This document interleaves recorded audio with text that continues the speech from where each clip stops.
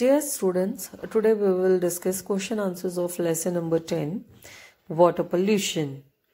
First question is fill in the blanks. Dash is the purest form of water. तो water की सबसे purest form होती है rain. Rain is the purest form of water. Then water containing impurities is called dash water. जिस पानी में गंदगी मिली हो, impurities मिली हो, उसको हम कहते हैं polluted water. Chemical fertilizers and dash used by farmers can cause water pollution. तो फार्मर क्या यूज करता है? फर्टिलाइजर्स और पेस्ट्स को मारने के लिए pesticides. Okay. Then drinking dash water can cause diseases like diarrhea and jaundice. Drinking unclean water या unclean की जगह आप लिख सकते हैं polluted water also you can write here. Dash and agricultural waste increase the growth of microorganisms in the water. Agricultural waste के साथ कौन सी waste थी? Industrial waste जो factories से आती है ना? Industrial waste, industrial and agricultural waste, इससे पानी में माइक्रो ऑर्गेनिजम्स की ग्रोथ बहुत ज़्यादा बढ़ जाती है, जिसकी वजह से जो ऑक्सीजन आपके एक्वेटिक प्लांट या एनिमल ने कंज्यूम करनी होती है वो माइक्रो ऑर्गेनिज्म उस ऑक्सीजन को कंज्यूम करते हैं और उसकी वजह से एक्वेटिक लाइफ और जो है वो खतरे में आ जाती है, both plants and aquatic animals.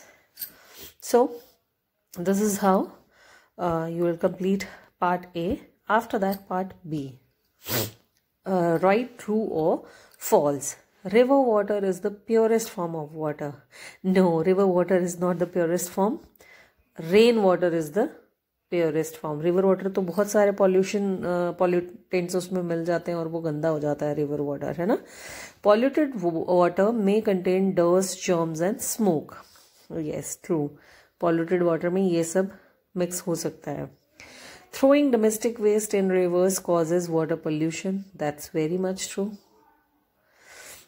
Increased growth of microorganism in water increases the amount of oxygen for aquatic animals. No. अगर microorganisms की growth water में ज़्यादा हो रही है water pollution के कारण, है ना, तो वो जो है एक्वेटिक एनिमल्स के लिए अमाउंट ऑफ ऑक्सीजन को घटा देते हैं क्योंकि वो उस ऑक्सीजन को यूज कर लेते हैं. तो this is false statement here.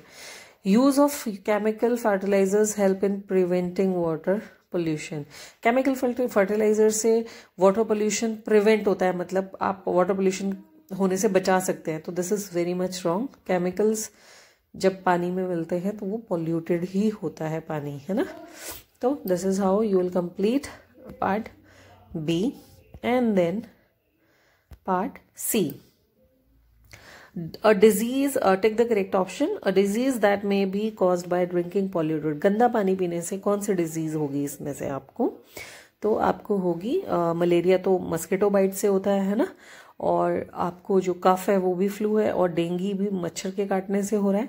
तो कॉलेरा जो है आपकी इंटेस्टाइन्स में इन्फेक्शन हो जाता है इससे, तो गंदा पानी पीने की वजह से. This is the right answer. Polluted water should not be used for irrigation. गंदे पानी को इरिगेशन सिंचाई के लिए खेतों में यूज नहीं करना चाहिए. क्यों?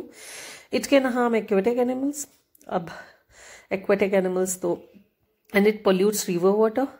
It reduces fertility of soil. तो खेत, अगर फील्ड्स के रेफरेंस में देखा जाए इरिगेशन को, तो वहां पर सॉयल की फर्टिलिटी जो है वो खत्म हो जाती है. ठीक है, एंड बाकी ऑप्शन सारे रॉन्ग हैं इसके. Then part 3. Oil spill in a sea are harmful because they. जो तेल समुद्र के सरफेस के ऊपर गिरता है वो हार्मफुल है. क्यों? Decrease the level of water in the sea. No. Infect the aquatic plants. Aquatic plants infect होते हैं इंडस्ट्रियल और एग्रीकल्चरल वेस्ट से, है ना. और increase the growth of micro organism in the water, ये भी इंडस्ट्रियल और एग्रीकल्चरल वेस्ट से होता है. तो कट ऑफ, जो सबसे इंपॉर्टेंट जो ये काम करता है वो ये क्या करता है, ये कट ऑफ कर देता है ऑक्सीजन सप्लाई को एक्वेटिक एनिमल्स के लिए, है ना. एक लेयर बन जाती है, पानी के ऊपर लेयर बन जाती है ऑयल की, और उसकी वजह से एक्वेटिक एनिमल्स को जो है ऑक्सीजन सप्लाई जो है वहां पे ब्रेक हो जाती है। तो D is the right option. Then pollution of river water can be reduced. आप नदी का पोल्यूशन कम कर सकते हैं। कैसे? Chemical fertilisers are used for increasing production. अगर आप केमिकल फर्टिलाइजर डाल रहे हैं क्रॉप की प्रोडक्शन को बढ़ाने के लिए, तो वो वाटर को पोल्यूट करेगी, है ना। और हम रिड्यूस करने की बात कर रहे हैं, तो A is not right option.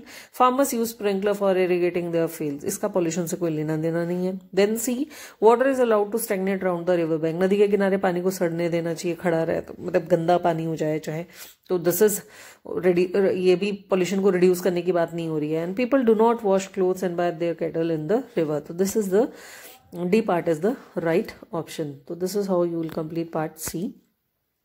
Now part D. Part D में है name any two material which can make rain water impure. तो रेन वाटर को इम्प्योर करने वाले डस्ट है, डर्ट है, जर्म्स हैं एंड हार्मफुल गैसेस।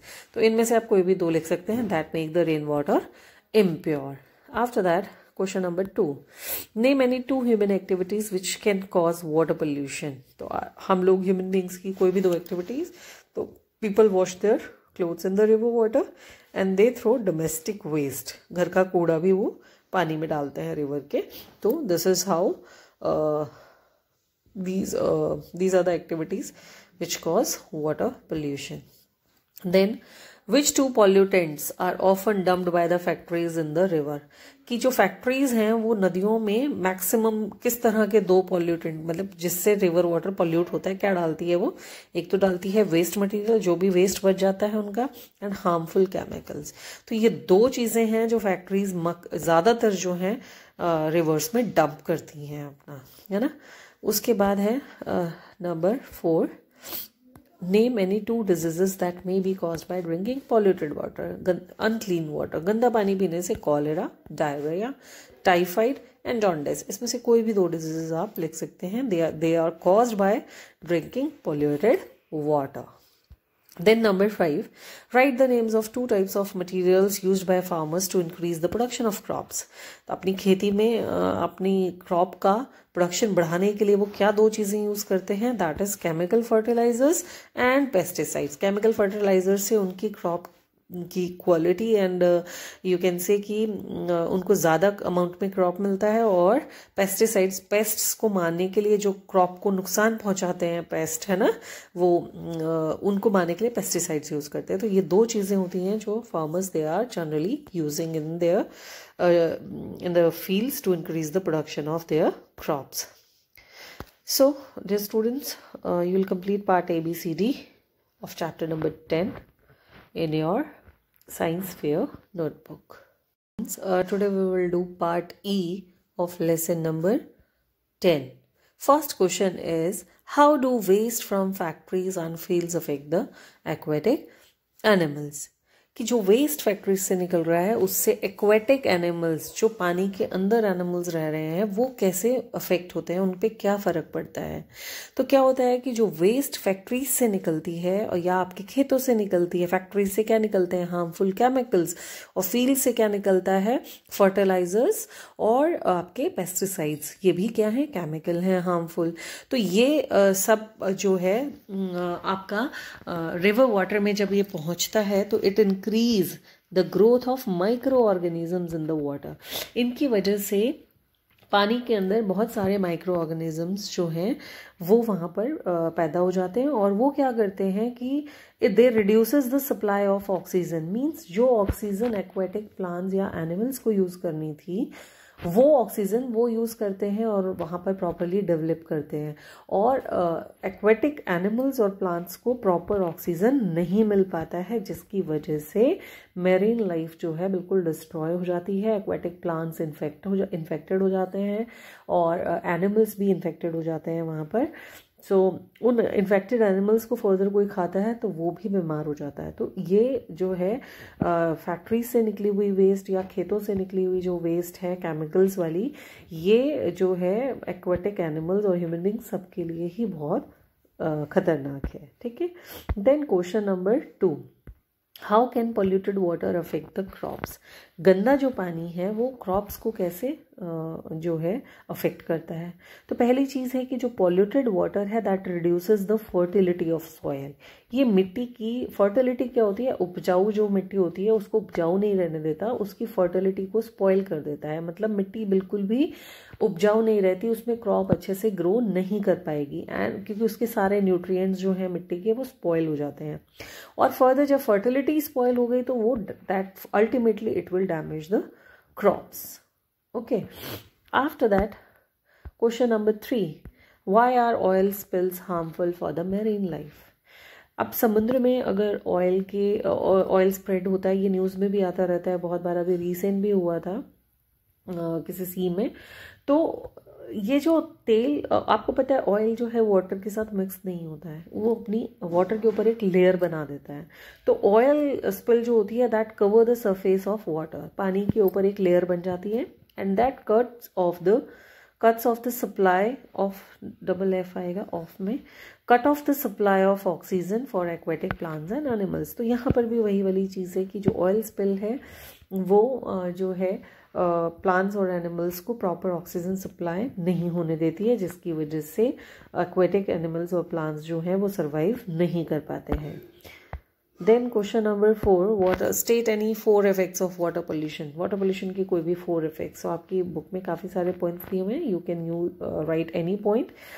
तो 4 इफेक्ट्स हैं वाटर पोल्यूशन के, that kills the aquatic plants and animals, reduces the supply of oxygen for aquatic plants and animals. ठीक है, वाटर पोल्यूशन से ये प्रॉब्लम आती है आपकी। Reduces fertility of the soil की फर्टिलिटी को ये डैमेज कर देता है।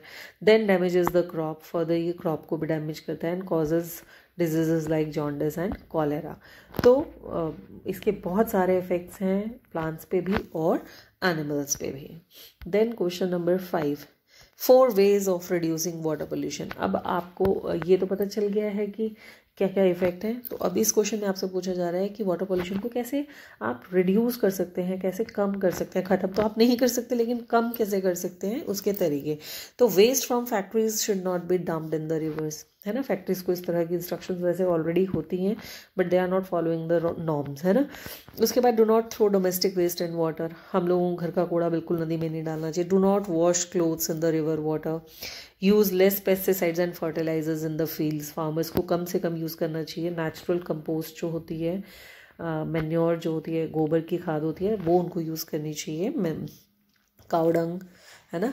देन उसके बाद use natural manure in the fields. Water from sewage should not be allowed to enter into wells and rivers. Sewage का पानी क्या होता है, जो घर में टॉयलेट्स का और आपके बाथरूम का जो गंदा पानी होता है, that water is known as sewage water.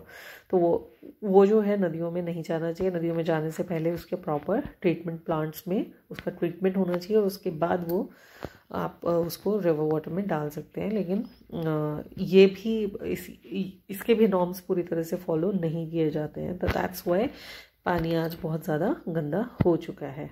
ठीक है, तो dear students, you will complete part E of chapter number 10 in your science fair notebook.